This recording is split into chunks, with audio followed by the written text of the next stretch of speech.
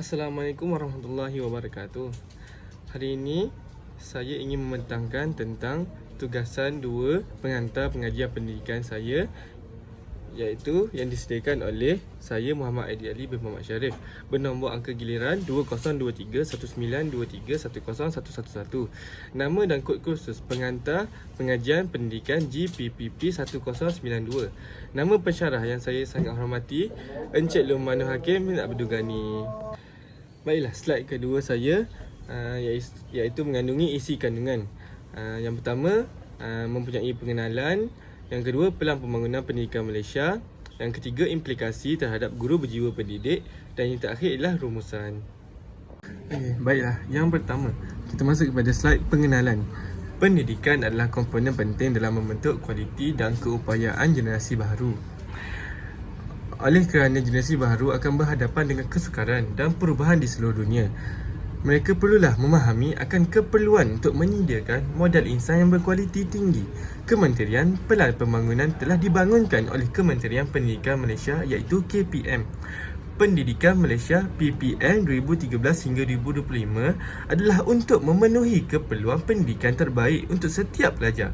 Akibatnya, KPM telah menghasilkan beberapa usaha yang dilaksanakan untuk mencapai matlamat ini, dan antaranya adalah menyatakan 5 matlamat pendidikan. Kita masuk kepada slide seterusnya iaitu Pelan Pembangunan Pendidikan Malaysia. Baiklah, apa itu Pelan Pembangunan Pendidikan Malaysia? Untuk pengetahuan semua, Pelan Pembangunan Pendidikan Malaysia tahun 2013 hingga 2025 telah dicipta oleh Tan Sri Muhyiddin Yassin, iaitu mantan Perdana Menteri Malaysia dan Menteri Pendidikan Malaysia.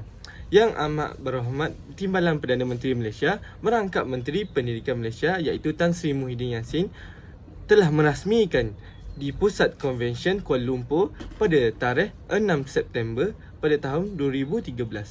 Ianya termasuk 5 aspirasi sistem dan 6 ciri murid yang akan dicapai dalam tempoh 13 tahun ini, bermula tahun 2013 hingga tahun 2025. Ini adalah contoh transformasi kerajaan yang paling ketara dan menyeluruh yang dapat dilihat oleh pelajar dari prasekolah hingga pusat pengajian tinggi. Ia menghasilkan modal insan yang paling berkesan untuk memacu semua matlamat pembangunan negara. Seperti yang telah saya terangkan sebentar tadi, Pelan Pembangunan Malaysia terbahagi kepada 3 gelombang. Yang pertama, gelombang 1 pada tahun 2013 hingga tahun 2015. Dalam usaha untuk meningkatkan sistem pendidikan negara, gelombang pertama telah dibangunkan oleh Pelan Pembangunan Pendidikan Malaysia iaitu PPPM yang berlangsung daripada 2013 hingga ke 2015. Gelombang ini menumpukan pada penambahbaikan sistem dengan mempercepatkan perubahan dalam pelaksanaan program. Beberapa aspek utama yang diberi fokus termasuklah: yang pertama, memberi sokongan kepada guru dan menitik beratkan kemahiran utama murid-murid. Yang kedua, memperkukuhkan keupayaan pengurusan negeri dan daerah serta mengurangkan bilangan sekolah band 6 dan band 7. Yang ketiga, mengurangkan jurang bandar dan luar bandar sebanyak 25% dan meningkatkan kehadiran murid terhadap sekolah kepada 95%. Yang keempat, merombak soalan peperiksaan dengan tumpuan kepada peningkatan soalan kemahiran berfikir aras tinggi. Dan yang terakhir, standard kemasukan yang lebih tinggi bagi guru-guru baharu. Tujuan gelombang pertama Pelan Pembangunan Pendidikan Malaysia adalah untuk menghasilkan individu yang bertanggungjawab yang boleh meningkatkan kesejahteraan komuniti dan mengukuhkan identiti rasional.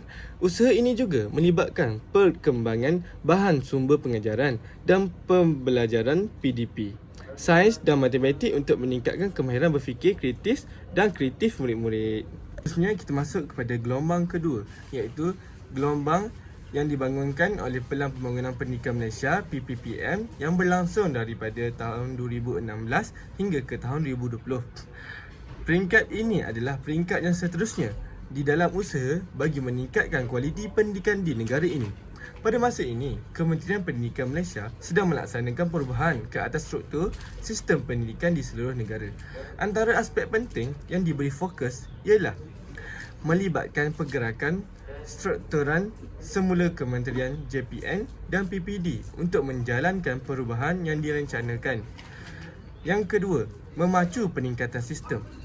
Yang ketiga, melaksanakan inovasi ICT untuk sekolah pendalaman, sekolah kurang guru dan sekolah kurang murid untuk menangani isu kapasiti. Yang keempat, memperluaskan tawaran pendidikan vokasional melalui perjanjian pelaksanaan dengan pembekal pendidikan vokasional swasta. Untuk pengetahuan semua, pencapaian gelombang kedua iaitu pada tahun 2016 hingga 2020 termasuk mencipta pelajar yang berfikiran kreatif dan inovatif serta mahir berkomunikasi dalam pelbagai bahasa. Hal ini ialah tujuan yang perlu kita capai di dalam gelombang kedua ini.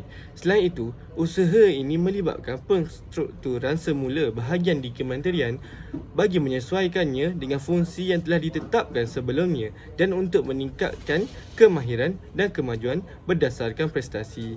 Gelombang kedua ini juga adalah langkah yang paling penting ke arah transformasi pendidikan Malaysia. Ianya memfokuskan pada inovasi, komunikasi multibahasa, penstrukturan semula dan meningkatkan akses kepada pendidikan yang berkualiti tinggi. Kita masuk kepada gelombang yang ketiga iaitu gelombang yang terakhir yang berlangsung pada tahun 2021 hingga 2025. Gelombang ketiga adalah langkah yang paling terakhir dalam transformasi sistem pendidikan negara. Kementerian Pendidikan Malaysia telah merangka 11 anjakan untuk dilaksanakan dalam gelombang ini. Beberapa aspek penting yang menjadi fokus termasuklah meningkatkan keluasan operasi untuk memupuk budaya kepimpinan, rakan sejawat bagi pembangunan kecemerlangan profesionalisme. Yang kedua, menganjak ke arah kecemerlangan melalui peningkatan tadbir uruskan diri. Yang ketiga, melaksanakan program dan inovasi ICT bagi kumpulan berkeperluan kursus di seluruh negara untuk meningkatkan standard pembelajaran. Yang keempat, iaitu yang terakhir, ialah untuk mengkaji semula struktur sekolah untuk menentukan keperluan bagi mengoptimalkan laluan dan pilihan prasekolah. Gelombang ketiga Pelan Pendidikan Pengajian Malaysia bertujuan untuk memastikan akses yang sama kepada pendidikan bertaraf antarabangsa, memastikan semua pelajar mahir dalam berbahasa Malaysia dan berbahasa Inggeris. Ia juga ingin menanam nilai-nilai dalam diri masyarakat rakyat Malaysia. Selain itu, untuk memanfaatkan sepenuhnya setiap sen yang dilaburkan, usaha ini melibatkan kerjasama dengan ibu bapa dan juga komuniti serta sektor swasta secara meluas. Oleh itu, gelombang ketiga pada tahun 2021 hingga 2025 adalah langkah yang paling penting ke arah pencapaian kecemerlangan pendidikan Malaysia tentang tumpuan pada akses kemahiran bahasa, nilai-nilai murni, inovasi dan kerja holistik, iaitu secara meluas. Seperti yang telah saya sebutkan sebentar tadi, negara kita Malaysia mempunyai 5 aspirasi pendidikan. Yang pertama ialah akses. Apa itu akses? Akses adalah kesamarataan kepada setiap murid-murid untuk mengakses ke dalam teknologi maupun pendidikan. Setiap rakyat Malaysia mempunyai peluang yang sama. Kementerian Pembelajaran membolehkan mereka mencapai keseluruhan potensi mereka. Ianya juga dapat memastikan menjelang tahun 2020 kadar akses sejagat untuk semua kanak-kanak dari prasekolah hingga ke peringkat tingkatan 5 adalah sama dan tidak ketinggalan zaman. Yang kedua ialah kualiti standard antarabangsa. Pentaksiran antarabangsa menunjukkan bahawa pelajar Malaysia semakin menurun. Akibatnya, sistem pendidikan Malaysia mesti meningkatkan prestasi yang diukur oleh tanda arah sistem sekolah di negara lain mengikut piawai global. Sistem pendidikan negara lain telah dapat meningkatkan prestasi murid-murid dengan lebih cepat dan mampu mengekalkan momentum tersebut serta berterusan. Hal ini perlulah diatasi oleh negara kita Malaysia supaya kualiti pengajaran pendidikan murid-murid meningkat pada setiap tahun yang akan datang. Program pelajar asing, Assessment PISA dan perkembangan antarabangsa penyelidikan matematik dan sains iaitu TIMSS merupakan alat untuk melakukan perbandingan langsung berasaskan kurikulum mata pelajaran di sekolah pembelajaran matematik dan sains global. Yang ketiga pula ialah perpaduan. Lebih 25% daripada kanak-kanak berusia 7 tahun hingga 17 tahun pergi ke sekolah. Langkah-langkah untuk berinteraksi dengan pelajar dari pelbagai latar belakang untuk mengetahui, memahami dan mengakui perbezaan. Dalam situasi ini, individu berkongsi pengalaman dan motivasi untuk membina masa depan Malaysia bersama. Kementerian berhasrat untuk mewujudkan suatu sistem pendidikan yang membolehkan pelajar berkongsi pengalaman dan aspirasi untuk meletakkan asas yang kukuh untuk perpaduan rakyat Malaysia. Dengan adanya perpaduan di dalam negara Malaysia, kuranglah perselisihan faham antara rakyat maupun antara komuniti di dalam negara kita Malaysia. Yang keempat ialah kecekapan.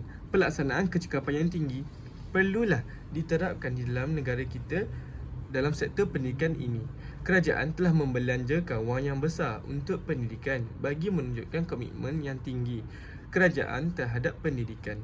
Kerajaan juga berharap wang yang dibelanjakan dapat membentuk lebih ramai murid-murid yang cemerlang di dalam negara ini.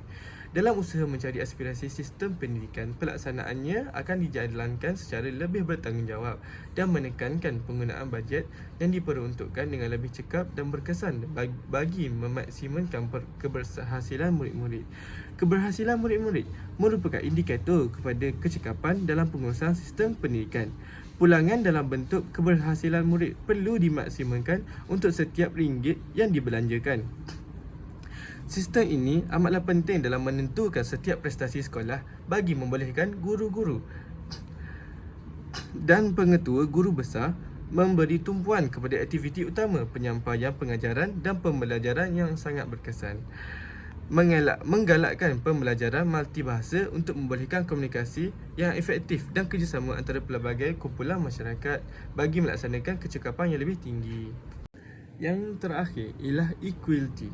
Tanpa mengira jantina, lokasi ataupun latar belakang, pendidikan terbaik perlulah disediakan kepada semua kanak-kanak. Tidak kiralah daripada latar belakang yang baik ataupun ekonomi yang buruk. Kementerian berhasrat bagi meminimumkan jurang pencapaian pelajar dari kedua-dua bandar dan luar bandar dengan status sosioekonomi yang tinggi dan pencapaian antara gender 50% sebelum tahun 2020 menjelang. Dalam tempoh yang sama, kerajaan telah membuat keputusan untuk menyesuaikan program prasekolah dengan bertanggungjawab terhadap Kementerian Pendidikan Malaysia. Equality juga akan membina sistem ekonomi yang stabil dan efektif untuk memastikan setiap individu memiliki peluang yang sama bagi mendapat pendidikan yang berkualiti. 3 aspek yang dikenali menjadi penyebab kewujudan jurang tersebut ialah pencapaian pendidikan tertinggi berapa, purata pendapatan isi rumah bagi negeri-negeri tertentu dan peratusan murid menerima bantuan asas kewangan melalui kumpulan wang amanah pelajar miskin KWAPM. Baiklah, seterusnya kita masuk kepada 6 aspirasi murid di dalam Pelan Pembangunan Malaysia tersebut. Yang pertama, seperti yang kita tahu, semua murid perlulah berpengetahuan yang tinggi di dalam aspek pendidikan. Setiap kanak-kanak mesti menguasai semua kemahiran asas termasuklah literasi dan statistik. Setiap pelajar juga mesti mempunyai kemahiran dalam mata pelajaran tertentu seperti matematik dan sains. Untuk pengetahuan semua, subjek matematik dan subjek sains merupakan subjek yang susah untuk para murid yang baru ingin belajar untuk menguasai subjek tersebut. Selain itu, pelajar harus diberi pengetahuan am tentang Malaysia, Asia dan dunia dari segi budaya, sejarah dan geografi. Pengetahuan am ini amatlah penting bagi murid-murid untuk diketahui supaya tidak ketinggalan dan menambahkan lagi sifat sayang akan negara. Tambahan pula, pelajar digalakkan untuk meningkatkan pengetahuan dan kebolehan yang berkaitan dengan bidang lain seperti sukan, seni dan muzik. Kemahiran sukan, seni dan muzik ini amatlah penting supaya murid-murid dapat selalu mengawal emosi dan meningkatkan keupayaan mereka bukan sahaja daripada segi pendidikan, malah daripada segi bermain sukan yang mempunyai ciri-ciri tubuh yang sangat sihat. Seterusnya ialah yang kedua, aspirasi yang kedua ialah kemahiran berfikir. Seperti yang kita tahu, murid-murid perlulah mempunyai kemahiran berfikir yang cukup baik. Walaupun sederhana, mestilah mempunyai kemahiran berfikir untuk kita menyelesaikan masalah konflik di dalam pendidikan ataupun dalam kehidupan seharian kita.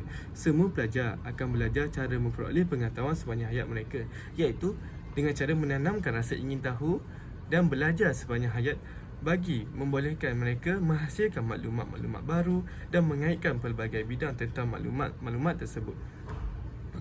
Pelajar juga mesti mempunyai pelbagai kemahiran kognitif, pemikiran kritis dan pemikiran inovatif dan kreatif.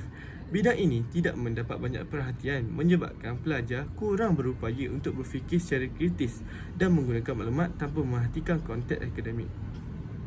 Pemikiran kognitif ini amatlah penting bagi menyelesaikan masalah maupun dengan berfikir untuk kita teruskan hidup ke arah yang akan datang. Yang ketiga, iaitu kemahiran pemimpin.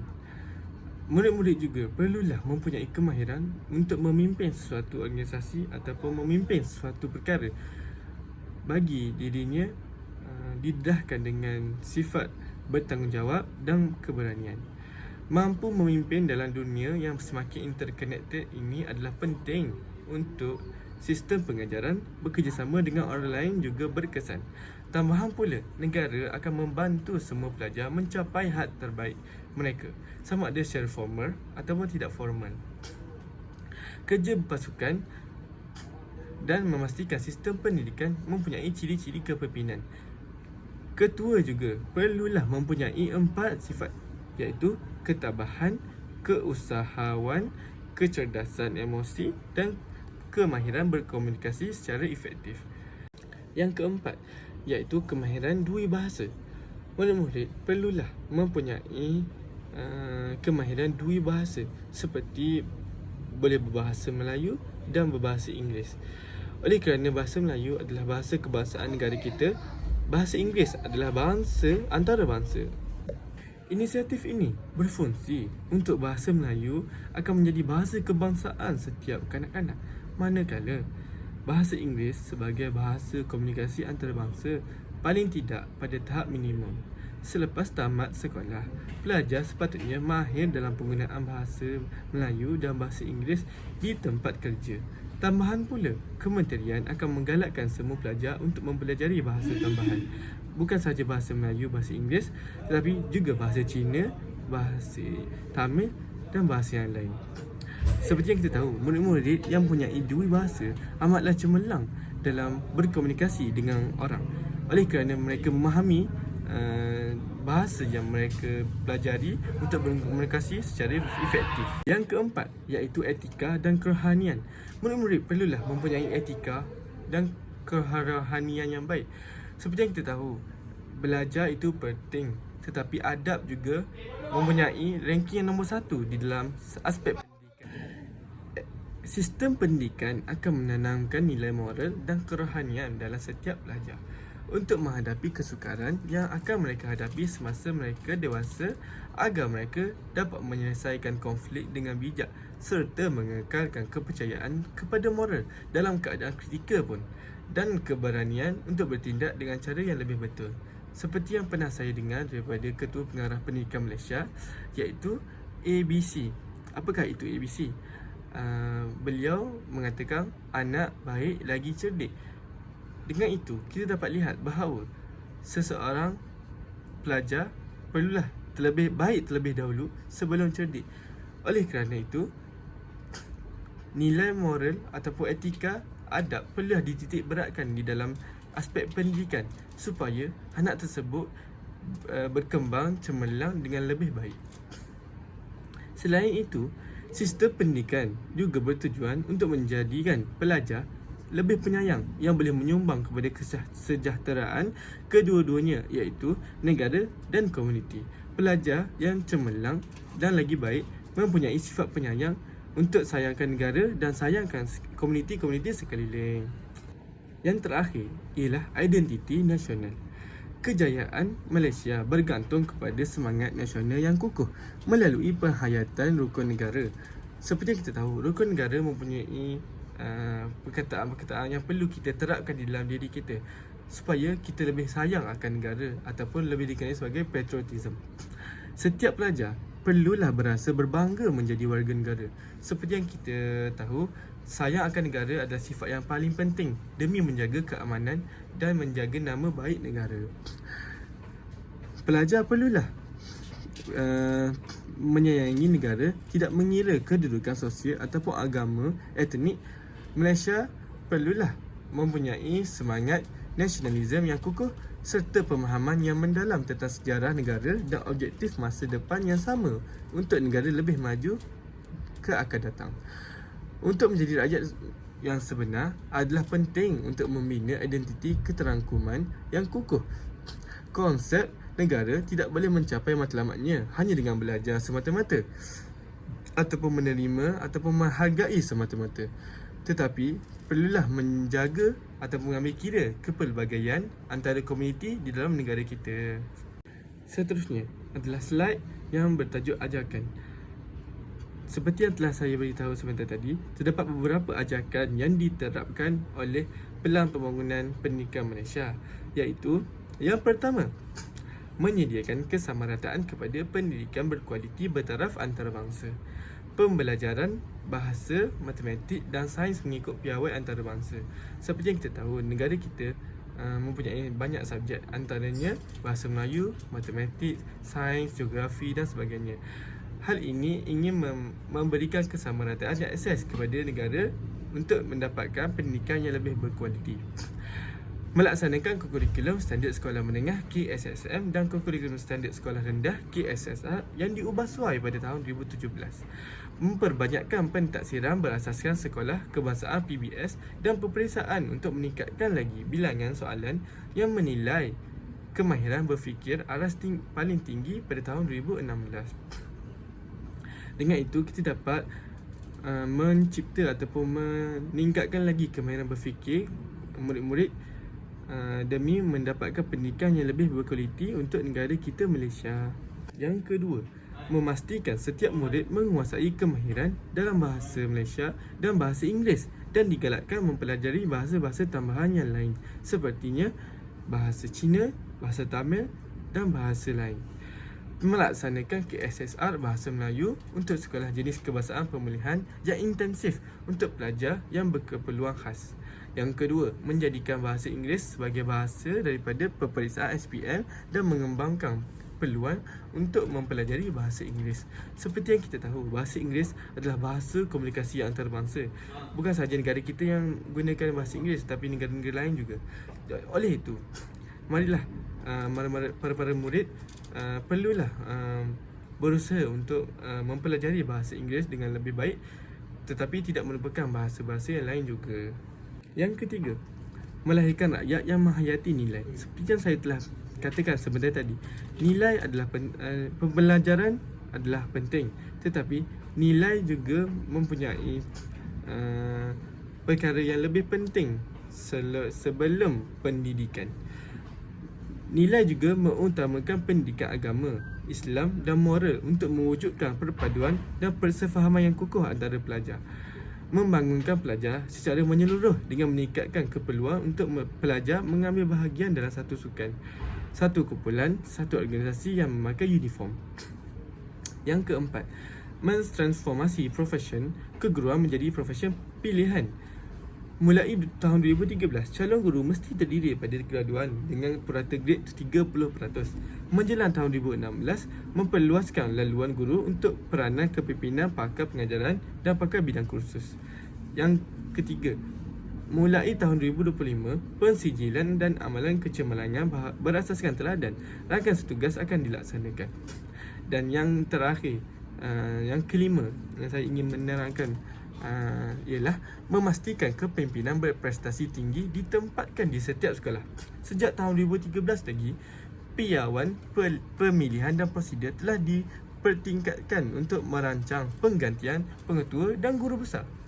Pakej kerjaya pengetua dan guru besar yang baru perlu dilaksanakan secara peringkat, iaitu dengan lebih sokongan yang tinggi dan tanggungjawab untuk meningkatkan output kepada sekolah tersebut. Seterusnya, kita masuk kepada slide implikasi terhadap guru berjiwa pendidik.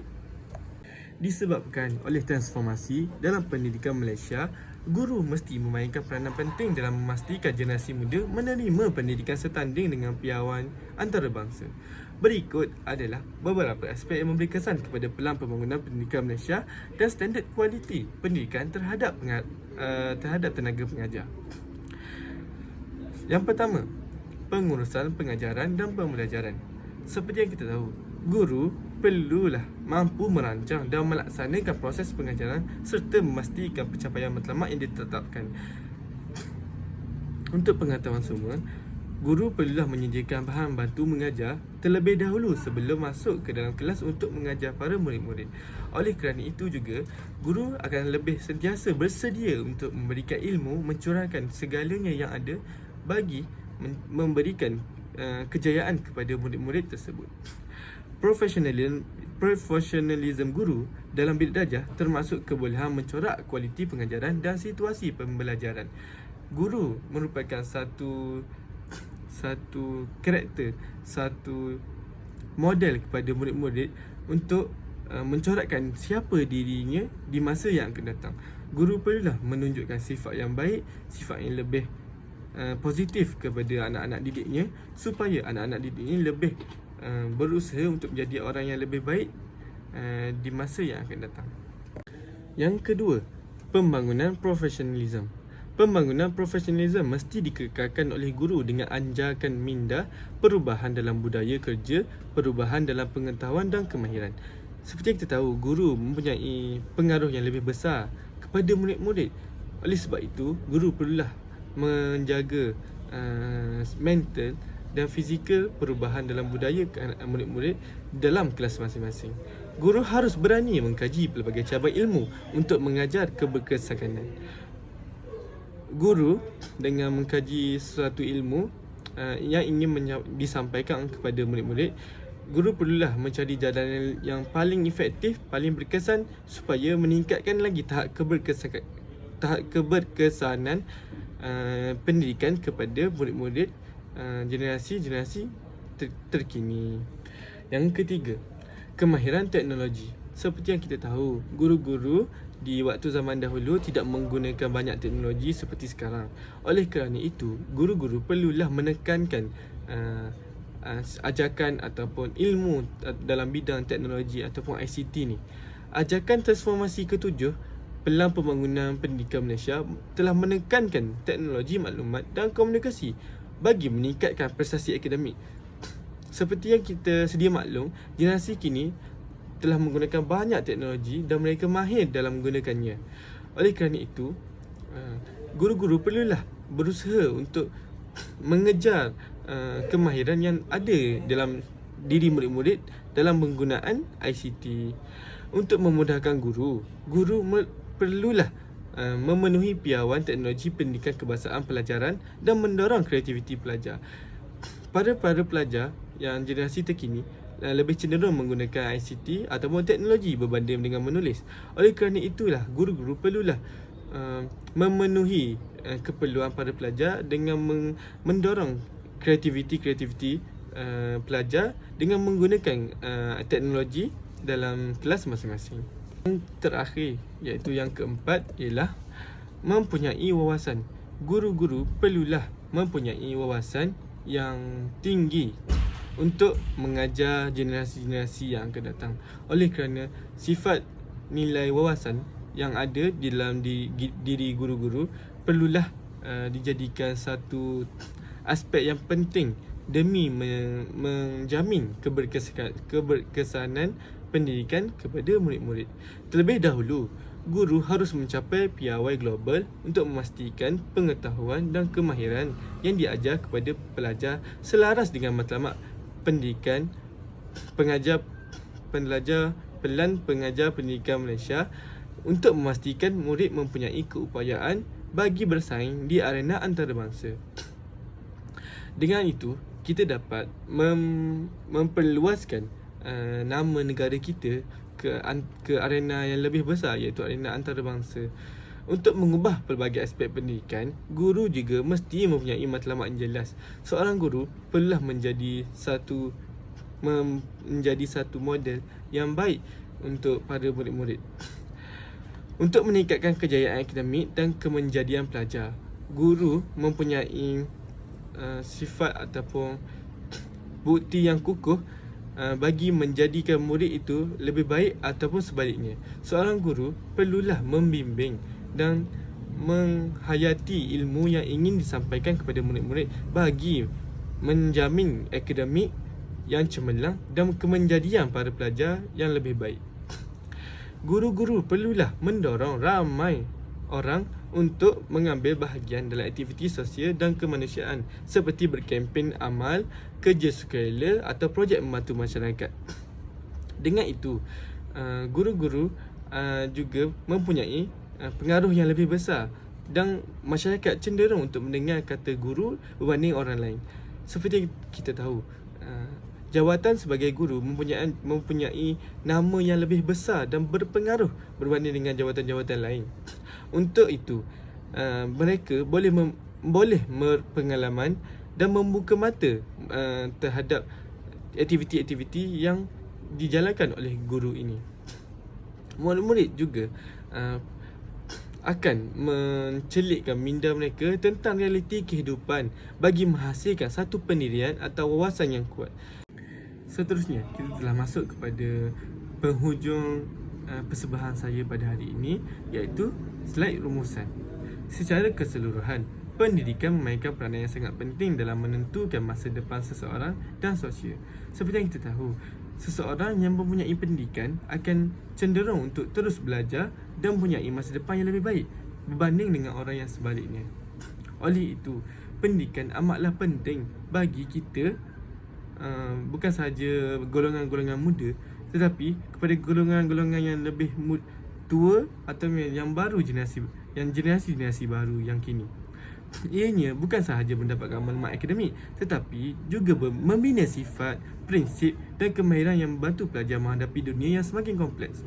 Dengan itu, pendidikan juga akan mengajarkan kita supaya lebih berfikiran kreatif untuk menghadapi masalah-masalah yang akan berlaku dalam hidup kita. Pendidikan adalah tindakan berterusan yang berlaku dalam pengalaman sepanjang hayat dan bukan hanya di dalam bilik darjah. Seperti yang kita tahu, pendidikan juga terbagi kepada dua, iaitu formal dan tidak formal. Mencari ilmu secara formal ialah seperti pergi ke sekolah untuk mendapatkan ilmu daripada seorang guru. Itu adalah pengajaran formal. Untuk pendidikan yang tidak formal pula adalah seperti kita belajar dengan atuk, nenek dan komuniti-komuniti di sekitar kita. Pendidikan pula tidaklah mati di situ sahaja. Ianya juga akan memberikan kita untuk mencari lebih banyak maklumat dalam kehidupan seharian kita. Dengan itu, kita dapat membina masyarakat yang lebih adil dengan memberikan peluang yang sama kepada semua orang bijak, berdaya maju dan adil. Oleh itulah, komitmen dan kesungguhan terhadap pembangunan pendidikan merupakan asas untuk masa depan yang lebih baik dan kelestarian untuk generasi yang akan datang.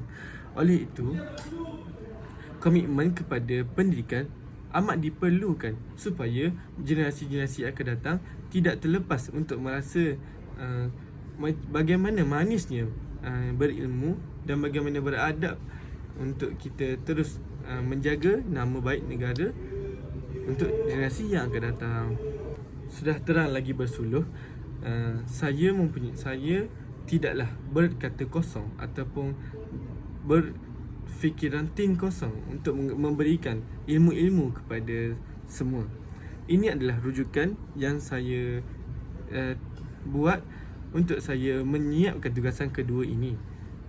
Oleh itu, saya ingin meminta maaf jika tersalah bahasa, tersilap kata. Sekian, wabillahi taufiq wal hidayah. Wassalamualaikum warahmatullahi wabarakatuh.